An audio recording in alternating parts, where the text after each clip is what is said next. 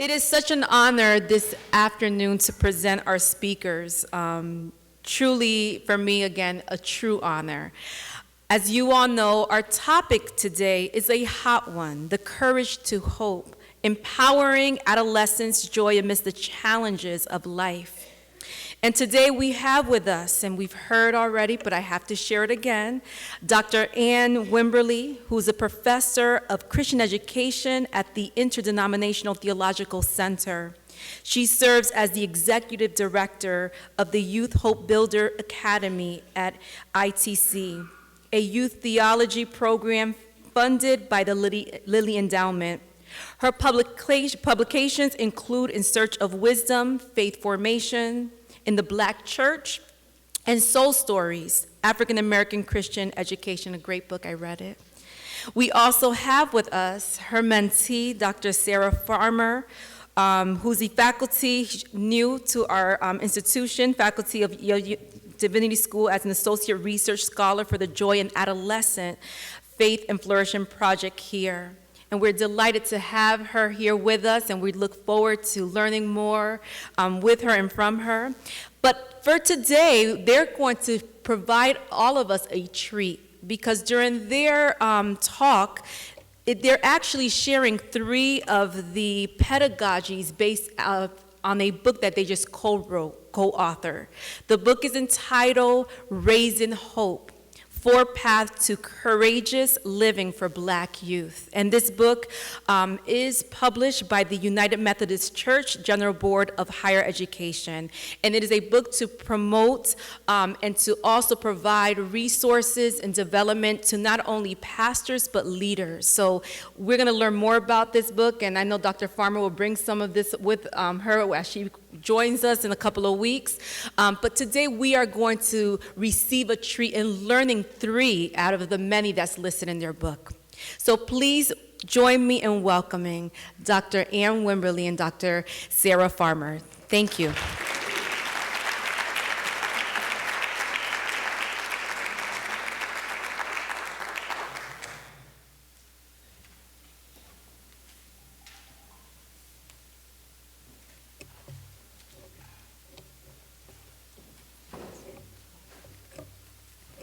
Good afternoon. It is indeed an honor and a blessing to be back at YDS, here with friends, colleagues, and those whom I call my family, and that means all of you. There's much to share this afternoon in a very short period of time, and so let us begin. Human beings are born to hope, to have expectations or anticipate and wait for a desired good that brings satisfaction and joy. Erik Erikson says it well. Hope is the earliest and most indispensable virtue inherent in the state of being alive. Hope is implied, for example, in an infant child's reach and cry for the touch of a caring other and the nourishment of food. Anticipatory hope is heard in a youngster's plea, "When are we going to see Grandma?" It is concretely expressed attitude and conviction about an open and possible future of the high school senior who says, "My hope is to go to college," and by others who seek an identified future of promise.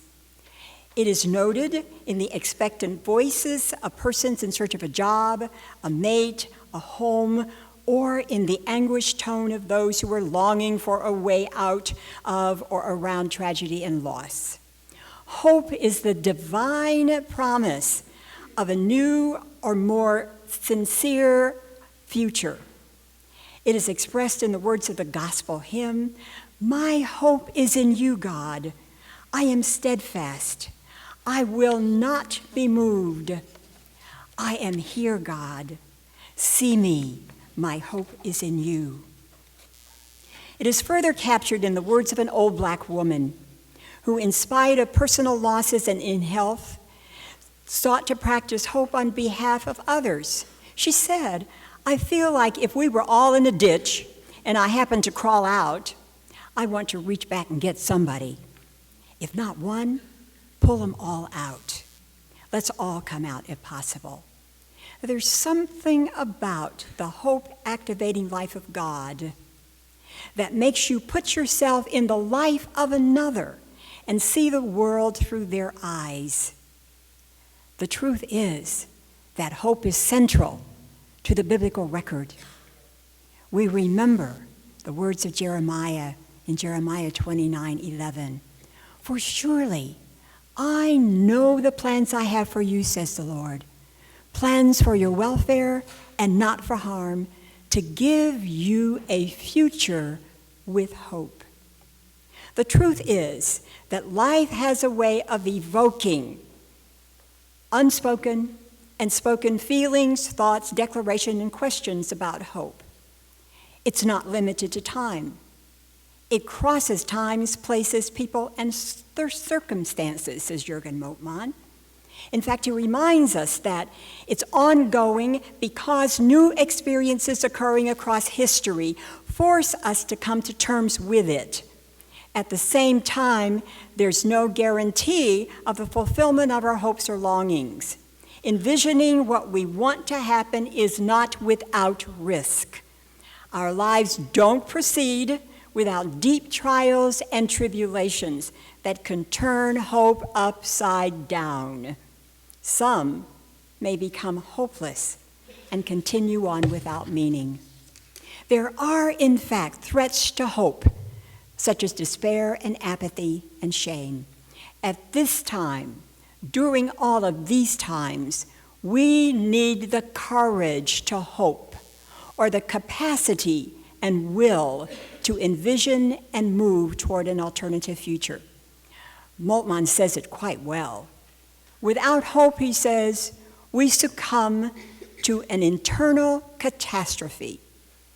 We want to make the case here that courage does matter. Psychologists remind us that in truth, we need to be able to call on courage in the face of an unpredictable future with all its varied risks, fears, and moral decisions. But what precisely is the nature and importance of hope in the lives of today's adolescents? How may we understand the source of hope in their lives? When and how does hope wane or become absent in their lives? And what is needed to revive and evoke and nourish the courage to hope in today's young people? In this presentation, we will answer the questions through the lens of Black youth, particularly those living in neighborhoods of adversity and who often struggle for hope over hopelessness. We will give an overview of findings from selected studies on views of hope among Black youth. We will then give attention to definitions of hope and key connections between hope and hopelessness based on the realities of the lives of Black adolescents. We'll close with a presentation of specific pedagogies of hope and the role of agents of hope in these pedagogical models.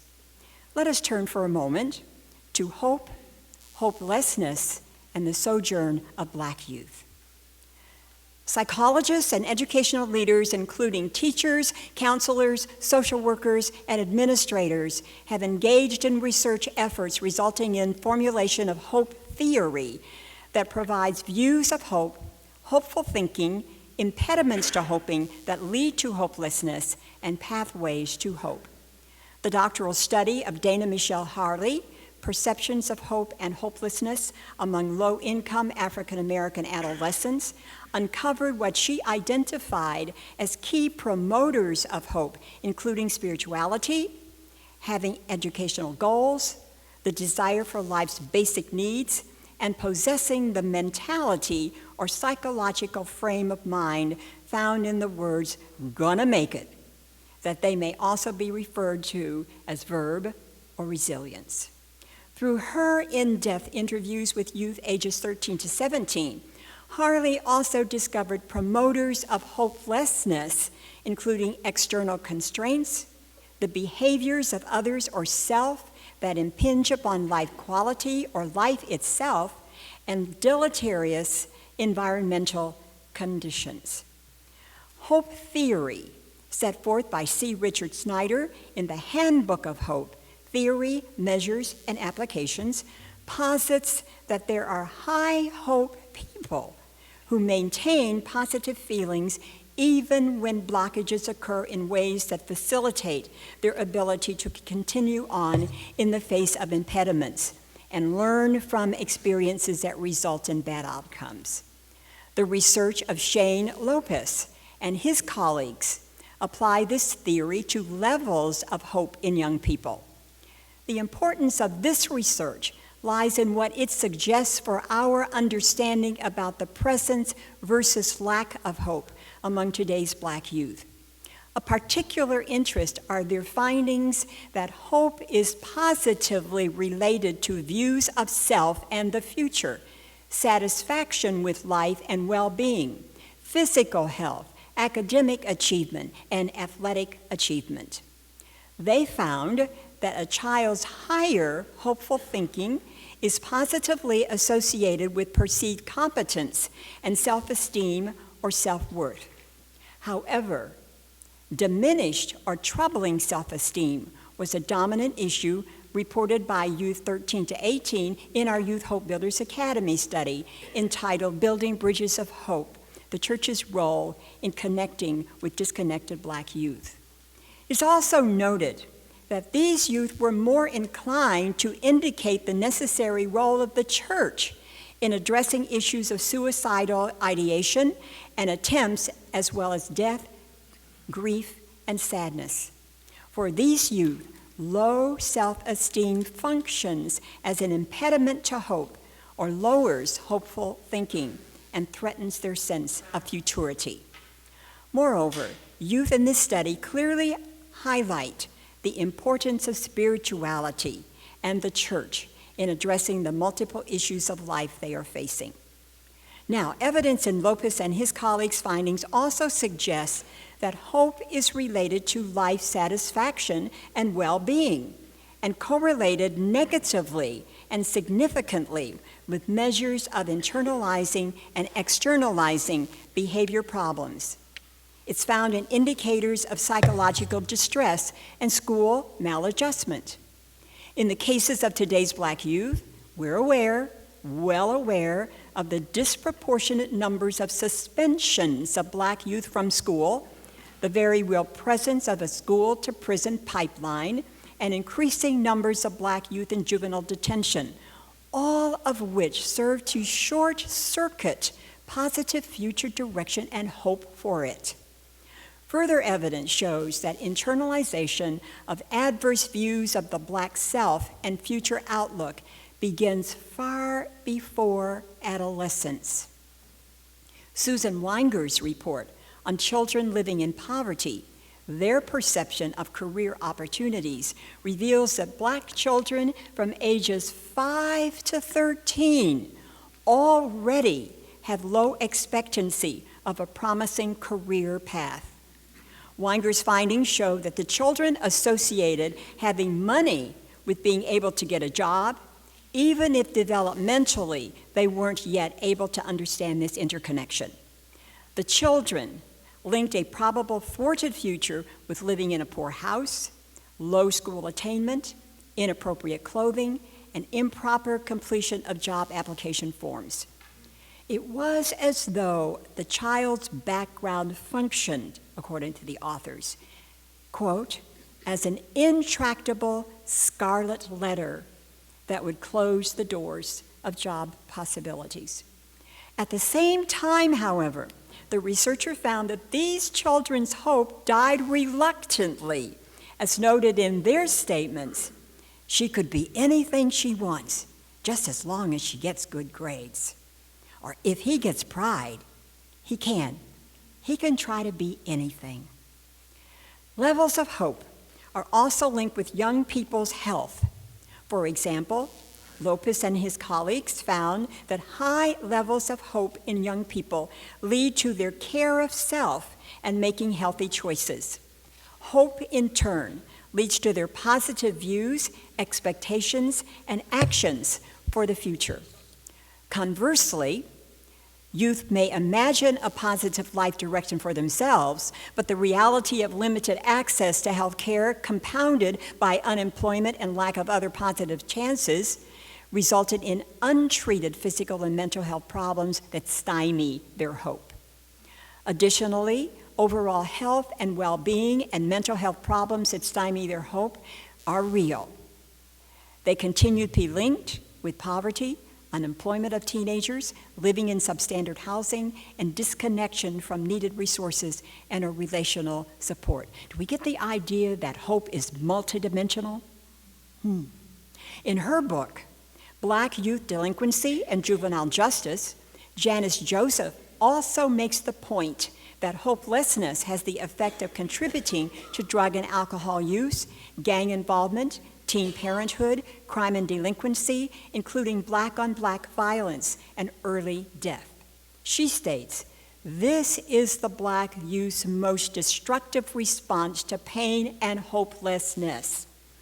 Likewise, research shows that youth's motivation and hopeful thinking and action on academic achievement are daunted by high anxiety, especially in test-taking, self-doubt, and negative thoughts about school, negative attitudes of teachers, low parental support, an observed school-to-prison pipeline informed by expulsions and referrals to law enforcement in school, maltreatment by law enforcement outside school, and resulting frustration and anger that builds up within them.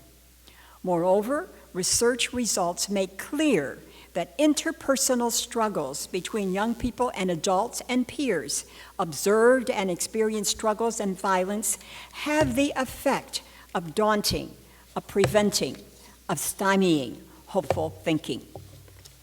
Lopez and his colleagues found that one area where high hope tends to be maintained among Black youth is in sports. Athletic ability, participation, and achievement in sports contribute to increased self-esteem that can be translated to academic, future goal setting, and hope for positive future outcomes. Nonetheless, we must be fully cognizant of the range of impediments to hope that in fact contribute to the pervasive sense of hopelessness among far too many of today's Black adolescents. Let me say something now about that multidimensional nature of hope. It is important to note that research findings and the very lives of our youth that we see in the Youth Hope Builders Academy, that we know and are told about by the youth themselves and others, provide a picture of a multidimensional and interrelated nature of hope. There are multiple qualities of hope. We also want to suggest that when we consider various dimensions of hope of Black youth, we are actually focusing on what is or leads to human flourishing, or what makes possible their surviving and thriving and joy. We are talking about a vision of or expectation for the human process of being and becoming valued beings before God that they see and claim within themselves, in their lives, in community, and in others. So, what are these dimensions of hope? We will present 7.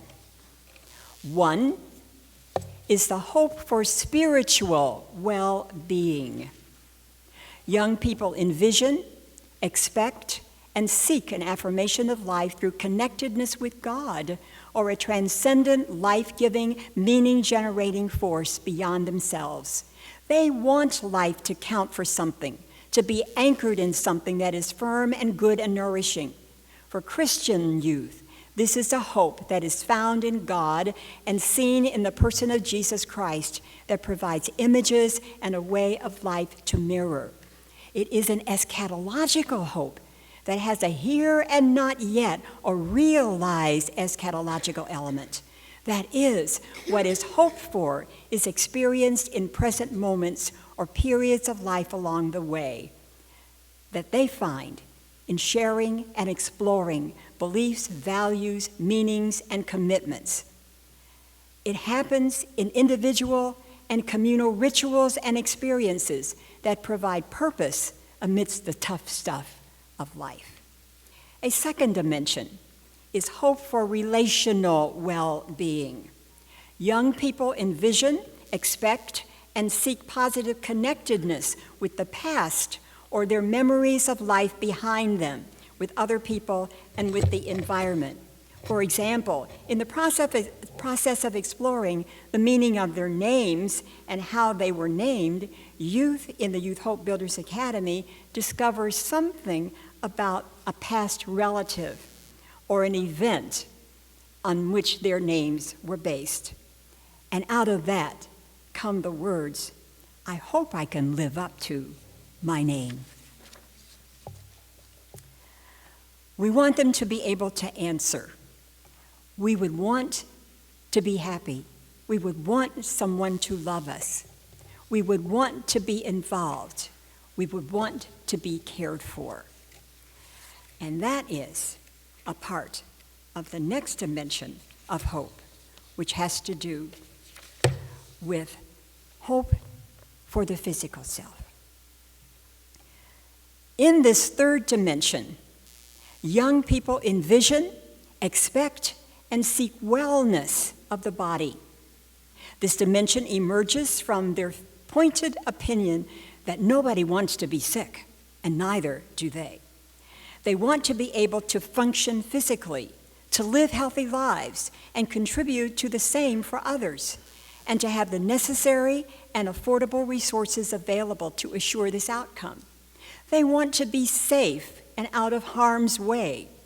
There is among Black youth a tenacious holding on to a hope that impediments to their safety and yearning for life, not death, will occur.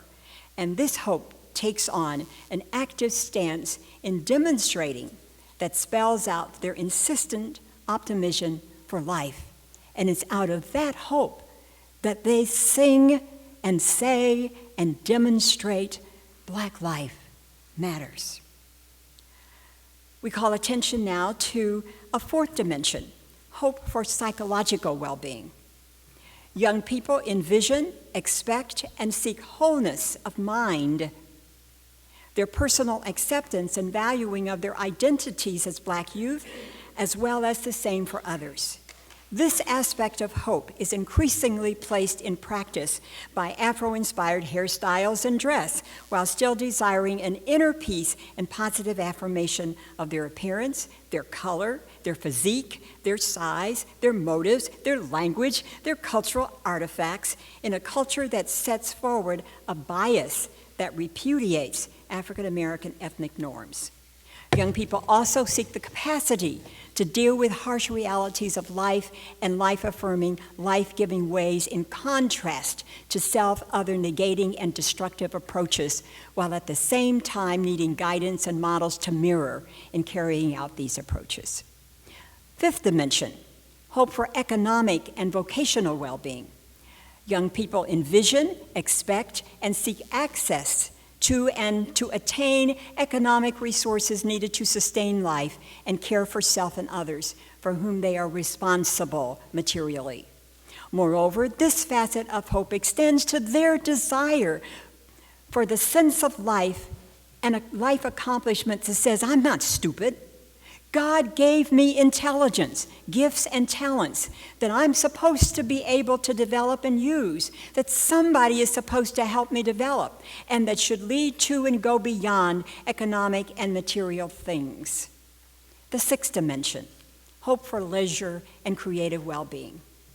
Young people envision, expect, and seek opportunities and modes for self-expression and recreative endeavors that revitalize life, revitalize the self, reaffirm one's gifts, and open avenues for fulfilling hope in other areas of life.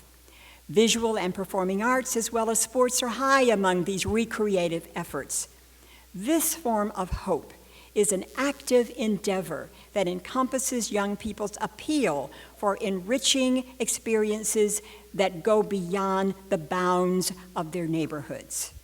Finally, there is hope for environmental well-being. Young people envision, expect, and seek places to live that are environmentally safe, and that includes their role in advocating and caring for the surroundings in which they live and the wider material, social, and political environment that impacts the whole of their lives. They say, we want to lead a safe life. Who cares where we're living? I do. I've got to live here. But I keep hoping for something different, something better. Or in the words of another youth, hope is expecting something good to come out of this challenging situation in which I live. Now let us be real here. The truth is, just as there are dimensions of hope in the lives of young people, there's also hopelessness. In fact, this current era is being called a protracted age of hopelessness.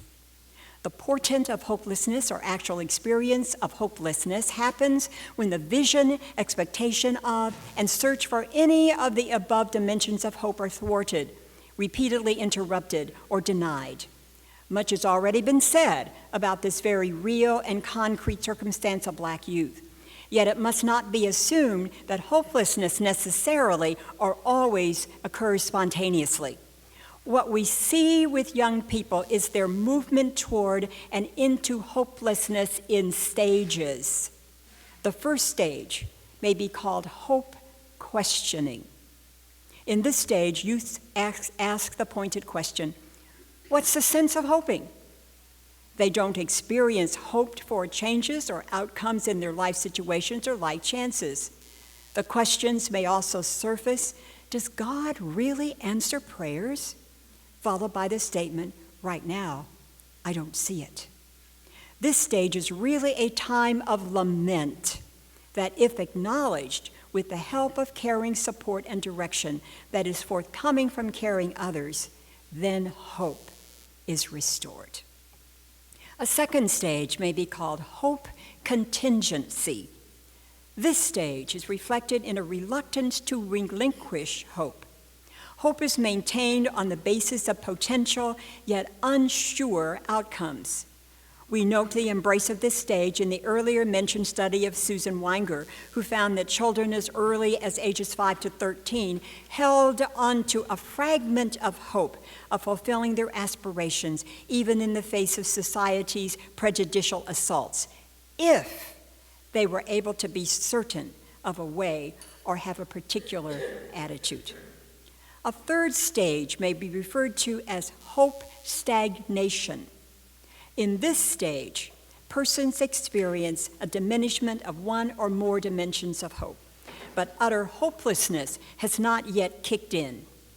When asked about how they are feeling about a particular situation in their lives and what they are looking forward to, youth may share the statements rather than questions with simply, I don't know, or I can't figure it out right now, or I have to think about it. The danger in this stage is the movement of young people into depression and into a phase of reticence to talk with anyone. The fourth stage is captured in what may be called activated hopelessness.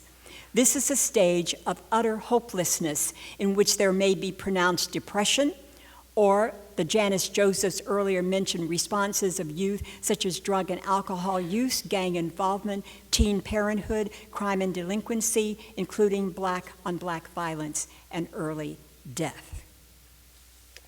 So, where is joy in all of this? The truth is that there is much that inhibits joy in the lives of Black adolescents.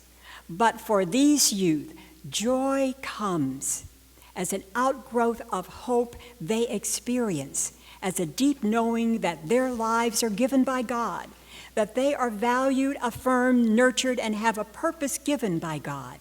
Joy becomes a deep manifestation of their surety that God's love that does not come by simply saying to them, there's a reason to be joyful, so be joyful. Rather, joy begins to emerge when caring others recognize, to use James Weldon Johnson's words in the Negro National Anthem, that hope unborn had died in more than a few of these young people's lives. Joy begins to emerge within them when caring others hear and invite the stories of lament that mark the stages of hopelessness.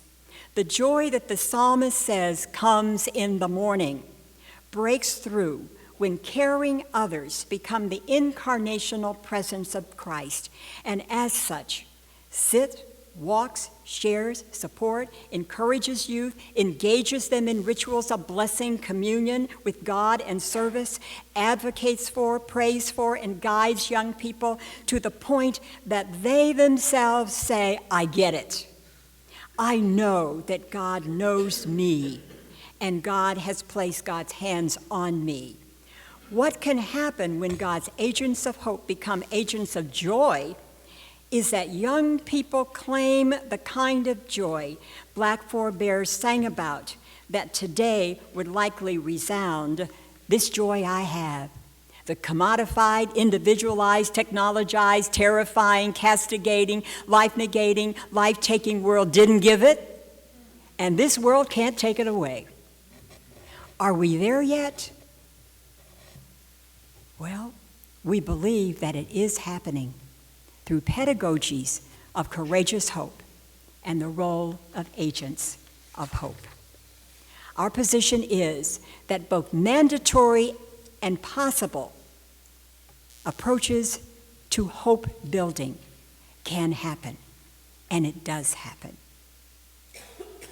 The underlying view that we have is that there is an eternal hopefulness on which Christian faith stands and pathways through which the various dimensions of hope and members of joy can happen. Members caring others must make it happen. The intent of pedagogies of hope is to invite young people into these pathways and in a very real sense evoke the courage to hope within Black youth, within all youth.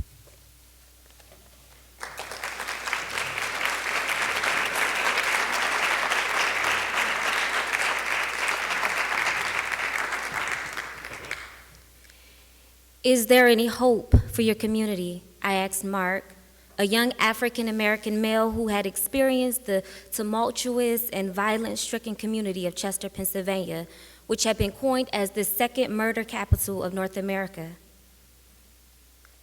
We have to drop a nuke on it, he replied. Today, as we share this space together, I would like for you to ponder the question, how do we inspire the courage to hope and joy in youth who are in contexts of adversity? Contemporary youth, particularly those who come from poverty-ridden areas and emerge from neighborhood contexts of adversity, are in a precarious situation. The courage to hope is not a given, rather something sought after and strived for, perhaps birthed by endurance. In these spaces, one of the primary roles of people who work with youth is to block or provide shelter from the all-pervasive attempts to steal, kill, and destroy the hope of our youth. How, then, can we as people who work with youth help intercept the forces that steal hope and joy from our youth? We want to continue this lecture by providing a pedagogical lens by which to approach youth in hope-forming pathways that can lead to joy and flourishing in their lives. Before delving into the pedagogical models, I want to ground this lecture in 3 ways. First, I want to provide a contextualized experience of adversity in a small urban city called Chester. Youth here must combat social toxins and strive for hope on a daily basis. Second, I want to highlight a model connection church, Chester Eastside Ministries, now known as Chester Eastside Incorporated, who has been a courageous agent of hope in responding to these social toxins and welcoming youth to do the same. And then third, and even more specific, I want to highlight the Youth Arts Peace Camp, an initiative started by Chester Eastside Ministries. This initiative demonstrates how these pedagogical models can become powerful pathways to form hope and joy in the midst of adversity. Not Philadelphia, but Chester, Pennsylvania is the first city where William Penn actually stepped foot in the New World. It is also the city where Martin Luther King Jr. went to seminary, yet Chester is seldom known for these historical facts. Chester has become known for its violence. Adversity in the context of working with youth in the city of Chester refers specifically to the social toxins that try to rob youth of joy. Adolescent developmental scholar James Garbarino describes a socially toxic environment as one in which the social context where kids grow up can be poisonous to their development. Poverty, economic pressures, family dysfunction, crime, violence, despair, and abuse are all forms of social toxins that have a direct impact on the health, education, and social environment of children and youth. They pollute youth's atmosphere and seek to demoralize families and communities. They rob youth of holistic, multidimensional hope. Oftentimes, these social toxins do not work in isolation of one another. But today, I want to highlight violence. In 2010, violence in the city of Chester had become simply unmanageable.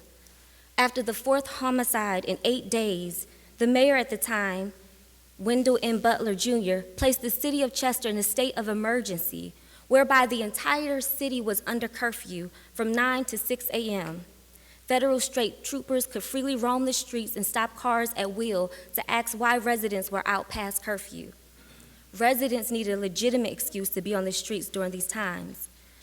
While the state of emergency took place in 2010, it continued for several summers after that. And then in 2014, the violence in the city began to peak once again. Residents began to call for another state of emergency. For example, after hearing of yet another shooting in the city, police chaplain and former city councilman posted on Facebook, "It's time to put the city on lockdown. We are and have been in a state of emergency. Let's call it like it is. The people are not safe, Mr. Mayor. Please call a state of emergency and bring the state troopers in now. Too many deaths. We need more than a rally. We need state and federal support like last year. Call it in now. How many more must die?" I name these statistics as a way to acknowledge the real circumstantial threats to peace, joy, and hope in Chester, and to underscore the urgency of the moment. The need for holistic hope is a matter of life and death. When kids fear riding the bus and walking the streets due to the untenable violence, questions around hope and joy become even more complicated. Is it possible to flourish in a space where gunshot fires are heard at night and stray bullets through windows are a reality? In other words, to talk about hope and flourishing is to keep it real, about the courage needed to inhabit these spaces. In a Christian context, our courage is grounded in knowing that these social toxins are not the end of the story. Even in the midst of adversity, the courage to hope and the promise of joy lives. The psalmist said it best, "Even though I walk through the valley of the shadow of death, I will fear no evil. For thou art with me, your rod and your staff, they comfort me." And in these instances, oftentimes, it is those who work with and minister to youth who become examples of Christ. They become tangible evidence of the rod and staff. In other words, while social toxins like violence become a toxic space for joy to live, those who work with youth often provide toxic-free zones. Simply put, it is you who are the courageous agents of hope, The spaces you provide are the toxic-free zones that provide youth with resources to hope and flourish in spite of. Now I direct my attention to the role of agents of hope in the lives of youth, specifically ministries and organizations who work with youth in these contexts of adversity. Courage to act and to hope does not reside with youth alone. It also resides with those who work with youth. Those who work with youth must be equipped with resources to combat the social toxins. In an effort to identify these courageous agents of hope, Youth Hope Builders Academy undertook a national exploratory study that sought out ministries who seemed to exemplify the ability to connect with youth who are disconnected from the church. We wanted to know, in a society where nuns are on the rise, that is, youth and young adults who do not identify with a particular religious affiliation, how have your ministries been able to sustain connection with youth? What nuggets of wisdom can we learn from you and your ministry? Out of the 11 ministries we identified, we noticed that churches who were on the ground responding to the needs of youth as they emerged were comprehensive ministries that provided holistic care for youth facing social toxins within their neighborhoods. We identified these ministries as wrap-around ministries. These ministries tended to spiritual, social, educational needs while also providing a voice to advocate for justice within the structure of society. One such ministry emerged from Chester Eastside Ministries, whose pastor is Reverend Bernice Warren. Many of the programs housed within the bosom of Chester Eastside Ministries are born out of necessity. The relationships, partnerships, and programming are a direct response to the needs of youth and their families within the city. Chester Eastside programming includes after-school reading, emergency food aid, library, Bible study, summer day camp, GED preparation. And initially, Chester Eastside Ministry was a ministry of the Presbytery of Philadelphia, offering essential and comprehensive support for the city of Chester. And so Chester Eastside sees its mission as one that is called not simply to meet social and spiritual needs, but a ministry who advocates for justice and holistic hope. For example, in partnership with the Delaware County chapter of Heeding God's Call, a faith-based grassroots movement to prevent gun violence, Chester Eastside became a host site for a memorial to honor the survivors of violence in the city of Chester. They allowed the organization to put T-shirts in their yard bearing the names of city residents who lost their lives to gun violence from 2009 to 2014. The yard consisted of over 140 T-shirts that represented human lives. One mother at the event speaks of losing her only 3 sons to gun violence on the streets of Chester. Anita Littleton, a co-organizer of the event and pastor of Chester City of Refuge Church, speaks explicitly about the emotionally overwhelming experience of writing names on the T-shirts.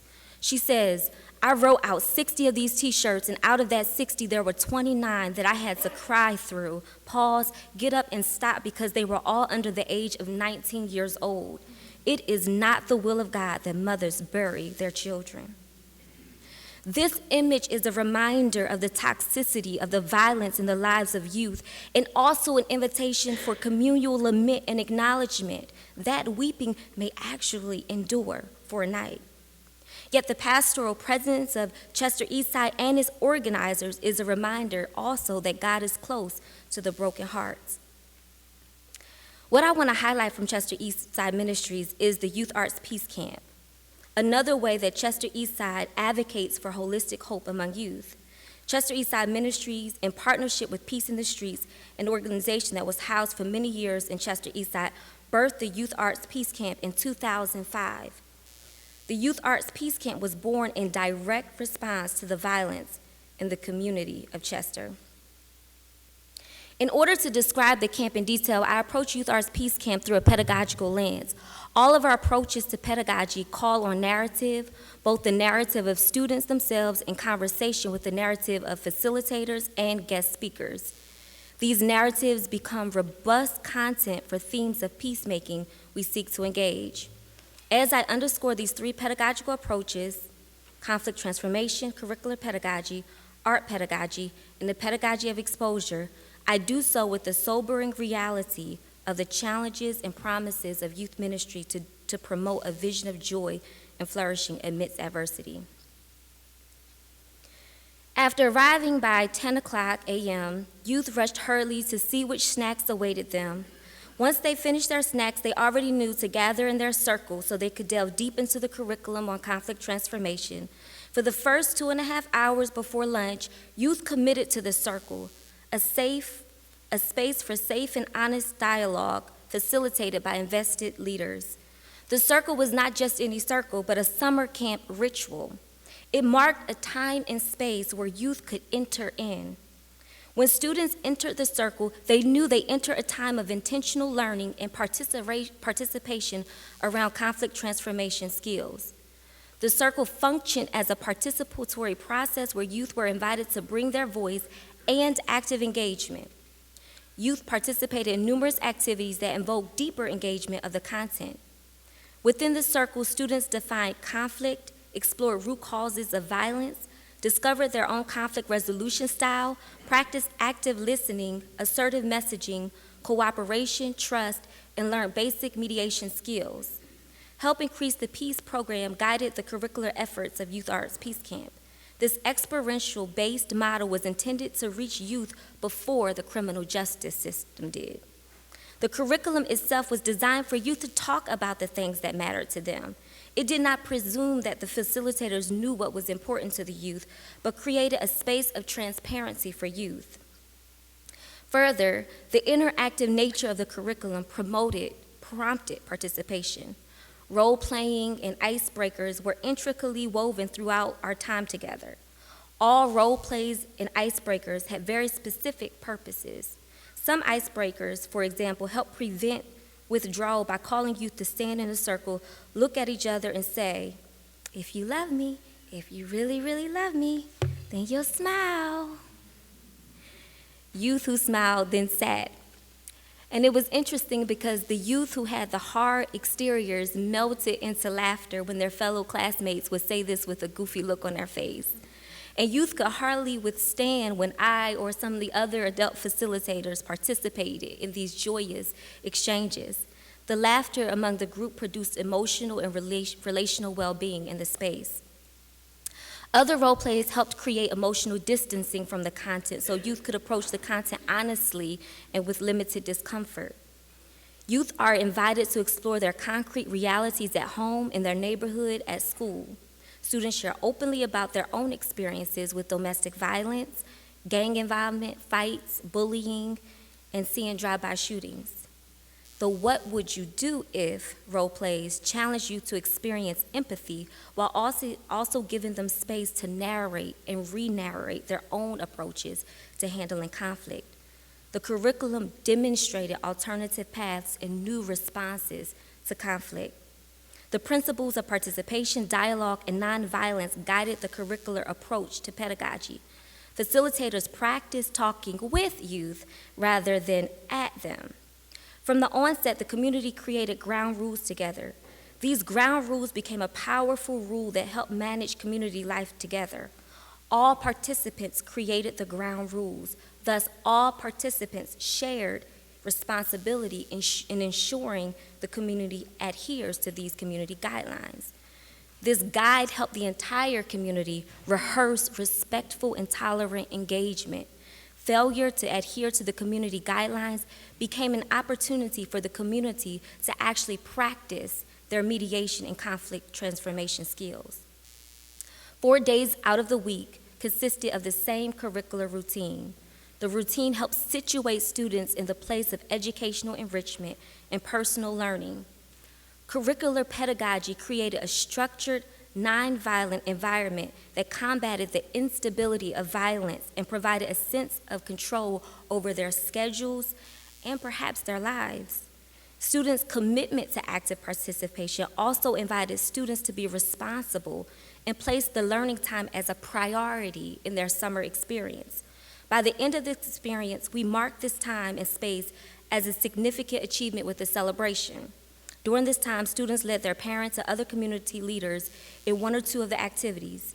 The final program enabled facilitators to publicly affirm and acknowledge our students through the giving of a certificate, and we also offered the possibility of becoming a young adult facilitator. Overall, because the curriculum calls on the youth to participate in developing a peaceful neighborhood, they themselves become agents of hope. Youth's movement toward rehearsing and integrating conflict transformation skills into their lives actually activates hope rather than hopelessness. They become participants in detoxifying hopelessness by fulfilling their desire for physical, relational, and environmental well-being. I want to turn to the second pedagogical approach. Art pedagogy is an approach to teaching and learning that uses art as a tool for personal and social transformation. Art as a transformative pedagogical practice combats the effects of social marginalization by inviting youth to see themselves as creative agents in their local community. Art pedagogy is a critical resource for youth in contexts of adversity because it provides a cathartic space where youth can name their pain. Art touches both our pain and our hope.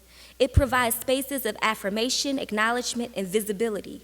The Youth Arts Peace Camp took something that is germane to many of the youth in Chester, art, and integrated it as a major feature of the Peace Camp. Art, both in a performative mode as well as observational mode, became key features of creating a hope-forming pathway for youth. For Youth Arts Peace Camp, art became a way to engage youth in the practice of truth-telling. That is, they would be able to share through hip-hop poetry or other forms, expressions of their versions of truth. For example, several years, the Youth Arts Peace Camp partnered with Philadelphia-based CODA. They worked with the youth each week to engineer a music CD from start to finish. The social toxicity of alienation and distance perpetuated by violence was actually countered by the group participatory nature of creating a CD together. During the session with CODA, for example, one 15-year-old girl who was sitting quietly for most of the session burst out with lyrics, "Have control, be bold, put down your gun, and live for your son." To raise these questions and concerns, not only for themselves, but of their parents and those who lived in the community, is itself an act of courageous hope. In art-making sessions, youth name their pain. The very act of naming becomes an act of resistance against adversity. It demonstrates one's desire and motivation toward flourishing. Augusto Boal, Brazilian educator known for his work with Theater of the Oppressed, says that theater is a weapon, and it is the people who should wield it. In this sense, art becomes a powerful tool to rehearse courageous ways of being and acting in the world. Yet, youth not only named their pain, but they announced the possibility for new realities through the practice of art. They gave exhortations and bold proclamations to their community. The invitation to name pain and announce hope through art is formative. Art pedagogy ultimately affirms the need for youth to be acknowledged and the courage to affirm oneself in spite of. Further, because this is connected to their capacity to create, it fulfills their desire for leisure and creative well-being. The third pedagogy is a pedagogy of exposure.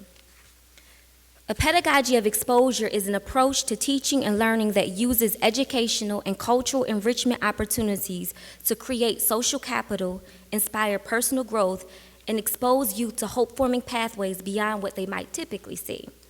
Pedagogies of exposure invite youth to explore alternative visions of life that they may not have easy access to due to poverty of viable institutions within the community. In contexts of adversity, it becomes difficult for youth to see connections to hope-filled activities. Ministries that work with youth become hope-forming sites that help youth discern these pathways.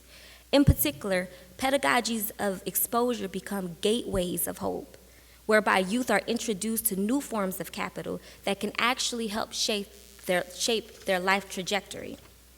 The Youth Arts Peace Camp provided cultural and educational enrichment both through field experiences as well as through relational experience. Cultural enrichment opportunities provide valuable life skills by enhancing youth's awareness of diverse cultural practices. These include increasing awareness of cultural, intellectual, social, and artistic achievements of one's own culture, as well as other cultures. The cultural enrichment opportunities, for example, provide sites of reflection and information in which youth can relate. Because Youth Arts Peace Camp works primarily with Black youth, much is done in the way of African-centered cultural enrichment. To name a few, cultural enrichment activities include field experiences like museums, Broadway plays, African drumming, amusement parks, puppetry, tai chi, juggling, dance, and so much more. In addition, youth are exposed to social capital through relationships. Educational enrichment then extends beyond the curricular and cultural learning that takes place. It also includes the formal and informal conversations that takes place between the young adult facilitators and or the guest speakers that come. Guest speakers from numerous walks of life share with the youth about prisons, gangs, drugs, and other generative topics. For guest speakers that hold official titles such as police officer or judge, these connections actually counter the adversarial relationships that seem to be the norm, establishing new pathways and potential for dynamic mentoring relationships. They also provide concrete ways to fall victim to the social. To provide a sense of mentorship, Youth Arts Peace Camp relied on older youth to both share their experiences and exhibit leadership. For example, we invited those who had previously gone through the camp to come back as young adult facilitators. To be clear, these pathways of hope enable youth to learn from seasoned teenagers and adults. It fulfills the longing for relational well-being, and it also provides a generative pathway for seasoned adults and young adults to give back to their communities and work toward creating the Chester they would like to see. Overall, pedagogies of exposure inspire connections that ultimately create pathways of hope and flourishing in the lives of youth in contexts of adversity. In January 2014, that which was affectionately known as Chester Eastside Ministries became Chester Eastside Incorporated, and they continue to serve as a church without walls. Their ability to provide hope-forming pathways that inspire joy and flourishing for both youth and parents within the city of Chester is a true testament. And I wanted to show, because I no longer direct the camp, but the camp continues to exist under the leadership of Yono Span and Faluki Bennett, and is now called Chester Peace Leadership and Arts Camp. And they continue to explore and employ these pedagogical approaches within Chester. And so I actually had a video that I wanted to share.